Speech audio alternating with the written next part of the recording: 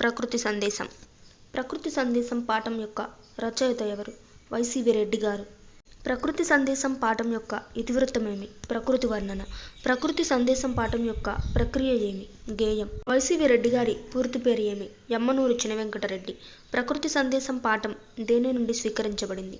వైసీవి రెడ్డి గారి సమగ్ర సాహిత్యం నుండి స్వీకరించబడింది. వైసీవి రెడ్డి గారి కథల సంపుటి ఏది? గట్టి గింజలు. ప్రకృతిని కనుగొనడం, ప్రకృతి ద్వారా నేర్చుకోవడం అంటే మనల్ని మనం కనుగొనడమే అని ఎవరన్నారు? మ్యాగ్జిమ్ లగాకే అన్నారు. కింది పదాలకు అర్థాలు రాయండి. ముకురం అను పదమునకు అర్థం అద్దం. పికము అను పదమునకు అర్థం కోయిల. నెమ్మి అను పదమునకు అర్థం ప్రేమ. సరోవరం అను పదమునకు అర్థం కొలను. నత్తావి అను పదమునకు అర్థం అధికమైన సువాసన. కింది వాక్యాలను చదివి పర్యాయ పదాలను గుర్తించి రాయండి. తోటలో పుష్పాలు వికసించాయి. అమ్మ ఆ కుసుమాలను సేకరించింది. విరులను దండగా కూర్చింది. పుష్పాలు, కుసుమాలు, విరులు. రజని ధరణి అంతా కమ్ముకున్నది. రాత్రికి రాజైన చంద్రుడు తన వెలుగులతో రేయిని పగలుగా మార్చాడు. రజని, రాత్రి, రేయి.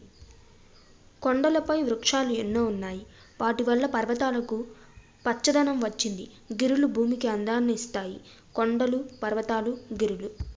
అడవులు ప్రగతికి మూలం. అరణ్యాలు లేకపోతే వర్షాలు కురవవు. అందుకే విపినాలను కాపాడుకోవాలి. ఇందులోని పర్యాయ పదాలు అడవులు, అరణ్యాలు, విపినాలు. పిల్లలు ఆట మొదలు పెట్టారు. అందులో వారి నటన బావుంది.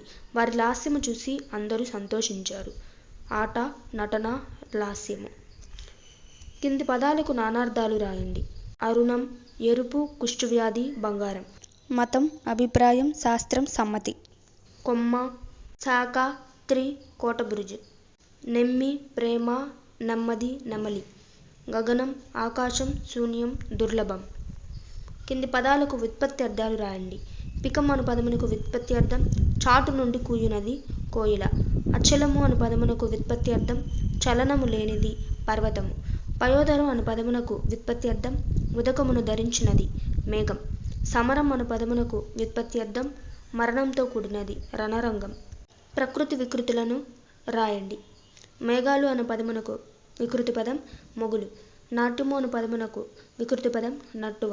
కవిత అను పదమునకు వికృతి పదం కయిత. సంభ్రము అను పదమునకు వికృతి పదం సంబరము. కింది పదాలను విడదీసి సంధి పేరు రాయండి. మతములన్నీ. మతములు ప్లస్ అన్ని, మతములన్నీ ఉత్వసంధి. పూదేనే, పువ్వు ప్లస్ తేనె, పూదేనే ప్రాతాది సంధి. లతాలి, లత ప్లస్ ఆలి, లతాలి సవర్ణ దీర్ఘ సంధి. కొలువైన, కొలువు ప్లస్ అయిన, కొలువైన ఉత్వసంధి. పడ్వాది సంధికి ఉదాహరణలు తెలపండి. భయము ప్లస్ పడు, భయపడు, భయం పడు, భయము పడు. కష్టము ప్లస్ పడు, కష్టపడు, కష్టం పడు, కష్టము పడు. ఇష్టము ప్లస్ పడు, ఇష్టపడు, ఇష్టం పడు, ఇష్టము పడు. సందేహము ప్లస్ పడు, సందేహపడు, సందేహం పడు, సందేహము పడు. పై ఉదాహరణలు గమనించండి. పై వానిలో మొదటి పదం మువర్ణము ఉంది. రెండో పదంగా పడు ఉంది. పదాలు కలిసినప్పుడు మువర్ణానికి లోపం, పూర్ణ బిందువు విభాషగా వచ్చాయి. ఇలా రావడాన్ని పడ్వాది సంధి అంటారు. పడ్వాది సంధికి సూత్రమును తెలుపుము. సూత్రం: పడ్వాదులు పరమైనప్పుడు మువర్ణానికి లోప పూర్ణ బిందువులు విభాషణవు. కింది సమాస పదాలకు విగ్రహ వాక్యాలు రాసి సమాసం పేరు రాయండి. గగనకాంత, గగనమణిడి కాంత. రూపక సమాసం. సమతా మమతలు. సమతయును, మమతయును ద్వంద్వ సమాసం. మేఘమాలికలు, మేఘముల యొక్క మాలికలు. షష్ఠీ తత్పురుష సమాసం. సుందర మేఘాలు, సుందరమైన మేఘాలు. విశేషణ పూర్వపద కర్మాధారయ సమాసం. కుటిల బుద్ధి, కుటిలమైన బుద్ధి. విశేషణ పూర్వపద కర్మాధారయ సమాసం. తిండి గింజలు, తిండి కొరకు గింజలు. చతుర్థి తత్పురుష సమాసం. అనురాగ సాగరం, అనురాగమణిడి సాగరం. రూపక సమాసం. బహువ్రీహి సమాసంనకు ఉదాహరణలు తెలుపుము. ఆజానుబాహుడు, జానువుల కొరకు బాహువులు కలవాడు. ముక్కంటి, 3 కనుల కలవాడు. చతుర్ముఖుడు, 4 ముఖాలు కలవాడు. పద్మాక్షి, పద్మం వంటి అక్షులు కలది. పై పదాలలో మొదటి పదానికి గాని రెండవ పదానికి గాని ప్రాధాన్యం లేదు. 2 పదాలు మరో పదం అర్థాన్ని స్ఫురింపజేస్తున్నాయి. ఇలా మరో పదం యొక్క అర్థానికి ప్రాధాన్యం ఉన్న సమాసాన్ని బహువ్రీహి సమాసం అంటారు. ఉదాహరణ: చక్రపాణి అనే సమాసంలో చక్రము అనే పదానికి ప్రాధాన్యం లేదు.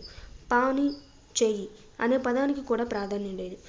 చక్రము పాణి యందు కలిగిన వానికి ప్రాధాన్యమున్నది. ఇట్లా సమాసంలో పదాలకు కాక మరో పదం యొక్క అర్థానికి ప్రాధాన్యం ఉన్నది కాబట్టి ఇది బహువ్రీహి సమాసం. బహువ్రీహి సమాసం సూత్రం తెలపండి. అన్య పదార్థ ప్రాధాన్యం కలది బహువ్రీహి సమాసం. గుసగుసలతో కొమ్మపై నివసించి ముక్కులానించు లకుముకి విట్ట దంపతులు ఇందులోని అలంకారమును గుర్తించుము. పై ఉదాహరణలో లకుముకి పిట్టలు కొమ్మపైన నివసిస్తూ గుసగుసలాడుతూ ముద్దాడుతున్నాయి అనే విషయాన్నే ఉన్నదున్నట్లుగా చెప్పడం జరిగింది కాబట్టి ఇది స్వభావోక్తి అలంకారం. జాతి, గుణ, క్రియాదుల దాని స్వభావమును రమణీయంగా వర్ణించిన ఎడల స్వభావోక్తి అవుతుంది.